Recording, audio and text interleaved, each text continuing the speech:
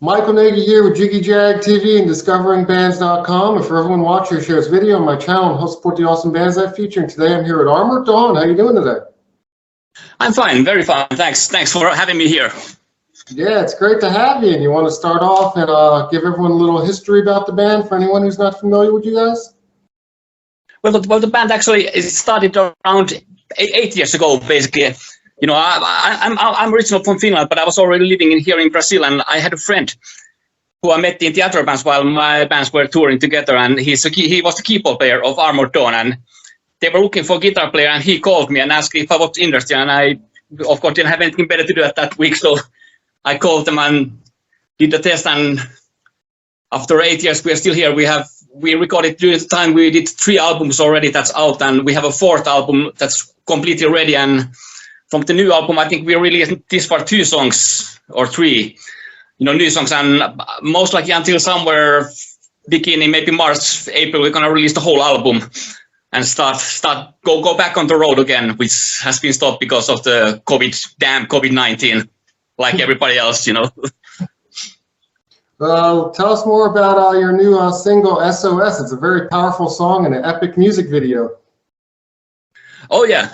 The song basically, this time I think it sounds a little bit more modern than the older songs, because, you know, we are old musicians, all of us. So basically we've been always, all our lives, we just listen to all the same bands from the 70s, 60s, 80s, but during the pandemic we had lots of free time.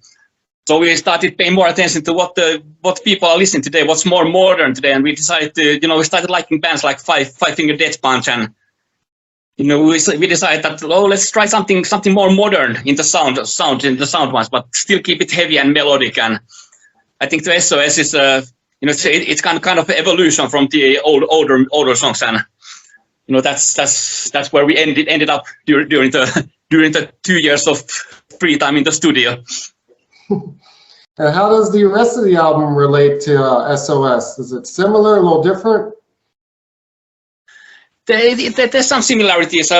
Basically, it's more the modern part is more in the keyboards, but the rest, it's basically the heaviness and the melodies is all the same as before. And you know, we try to keep it a little bit more simple, maybe the vocal parts, and to have it, you know, because to try to expand the music, because, you know, one problem with heavy metal is that the people and the bands, everybody's getting older. So you have to try to somehow attract the younger people to listen to bands as well. So we try to get some elements in the songs, in the melodies that maybe even the younger people might like, to get them interested in the band and to this kind of music in general. And who knows, after if they like this, they start listening to more metal bands as well. You know, to try to make it more kind of some songs that are slightly more like radio accessible, not like radio pop anything, but something that even some radios might play. Yeah, that's important to attract the younger generation.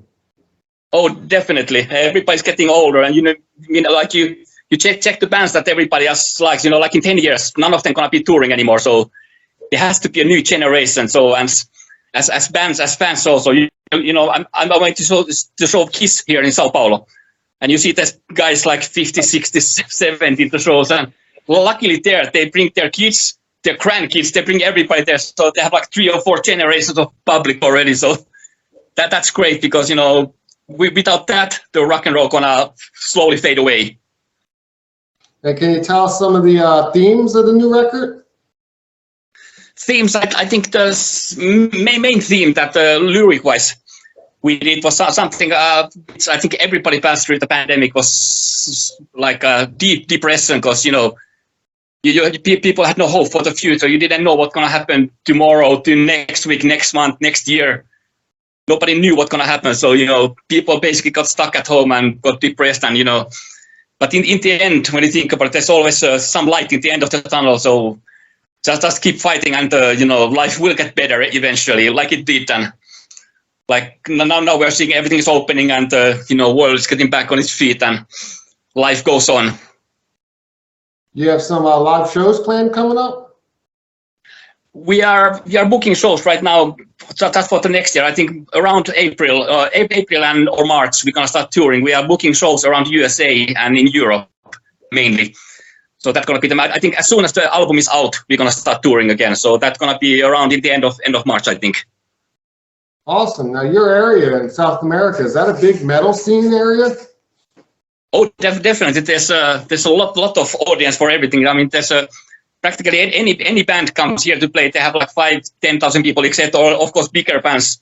Like we had a show of what was the last one I went to stadium. You know, we had Guns N' Roses pass here. They played like for 45,000 people in the stadium, and Iron Maiden, when they come here, every single time they play for about 70,000 people in another stadium, and the people here they really like metal and rock and roll in general, and they are really excited for the shows. You know, well, when you go to shows in USA or Europe, you know, people basically they stand still and just keep observing the band. But here they go fucking nuts. They jump and dance and they sing everything. They know all the songs. They sing everything.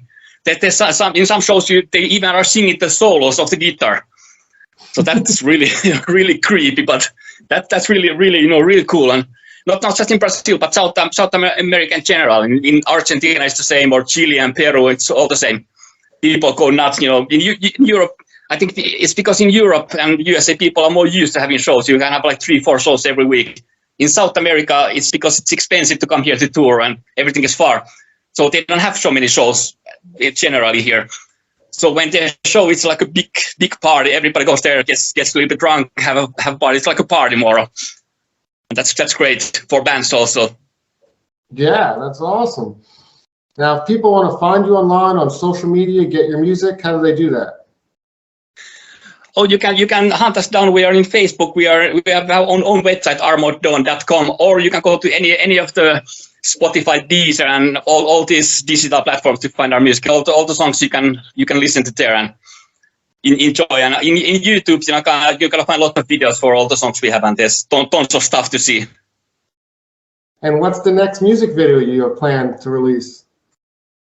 We are not completely sure. Actually, I know, but I can't say the name yet. We did actually one old cover song from the late '60s, and we're gonna be releasing that somewhere still this year. And we are gonna maybe next month we're gonna shoot the video for it first, and that's gonna be in YouTube as well. Still before Christmas. I have to say, your videos are awesome, like super epic.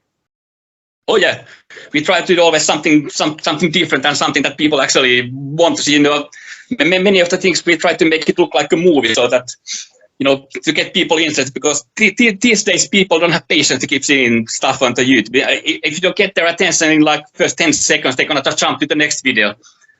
So we try to do something that raises the interest of the people in the first 10 seconds, so they keep watching and try to do all of them somehow different, not all the same. Yeah, especially like you said, being a movie. That's how I felt like when I was watching SOS. It was felt like movie scenes. Oh yeah. That's the point. We try to do that then. Well, it was awesome. keep things more interesting. Yeah. Well, it's awesome having you and talking with you, and everybody look them up.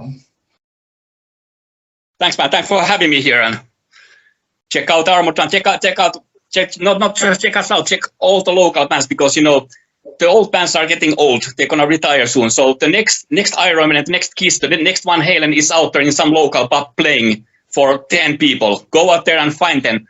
The next big thing is out there. You have to find them. Go there, support the local scene.